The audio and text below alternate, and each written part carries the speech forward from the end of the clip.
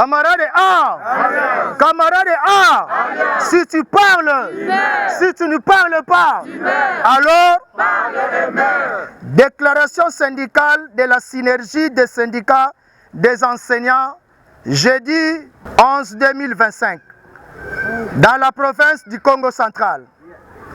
Nous, enseignants de la ville de Matadi, membres des syndicats de la synergie des syndicats des enseignants de la République démocratique du Congo, province du Congo central, réunis en assemblée générale jeudi le 11 décembre 2025 au sein de la paroisse Notre-Dame de Fatima pour analyser les points ci-après. 1.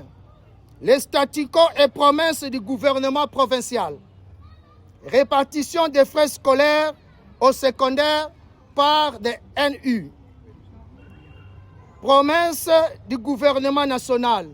Décision de l'Assemblée de Kinshasa du 9-11-2025. Après avoir examiné les points inscrits à l'ordre du jour, les enseignants, à travers les délégués, ont dégagé les constats ci-après. 1. Concernant la prime provinciale, appui à la gratuité voulu par le président de la République, les enseignants ont décelé la mauvaise volonté du gouvernement provincial de s'acquitter de son devoir au regard de l'engagement pris volontairement. Cependant, le montant dû à cette prime est mis à sa disposition par l'autorité budgétaire chaque mois, qui est l'Assemblée provinciale. Il est de signaler le manque de volonté est exprimé par les promesses non réalisées jusqu'au point, à la date du jour, de totaliser un retard cumulé de 8 mois. Pour la répartition injuste des frais scolaires perçus au secondaire, les ennemis de la qualité de l'enseignement prôné par le gouvernement de la République est totalement saboté en se donnant de grosses parts en laissant l'enseignant dans la précarité, alors que celui qui devait créer cette qualité voulue par les autorités du pays d'une part, d'autre part, les nouvelles unités qui devraient être les premiers bénéficiaires de cet argent, un pourcentage très négligeable leur a été alloué.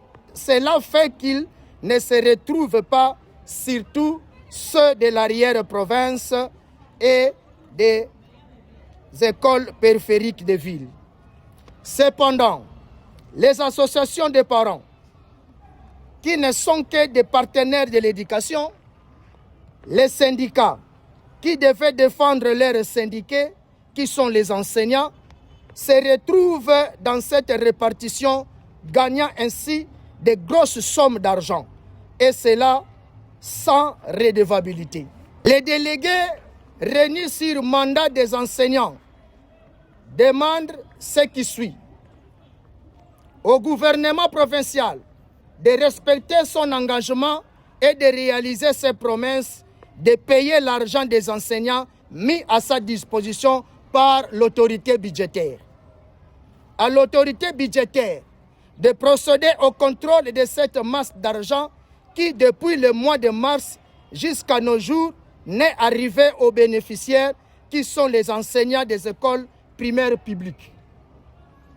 Au comité provincial de l'éducation, au ministre provincial en charge de l'éducation, de prendre en compte les cris de larmes des enseignants en général et en particulier des NU au deuxième trimestre, en supprimant les parts des associations de parents, des syndicats et réduire vos parts, autant plus que le champ pour vous est vaste au seul profit de l'enseignant. En entendant, les enseignants observent la réalisation de leurs revendications avant la rentrée scolaire de vacances de Noël. Entre-temps, la prochaine assemblée sera tenue à la première semaine de la rentrée scolaire pour évaluer la situation. Au cas contraire, les autorités mettront les enseignants dans l'obligation de mener des actions de grande envergure.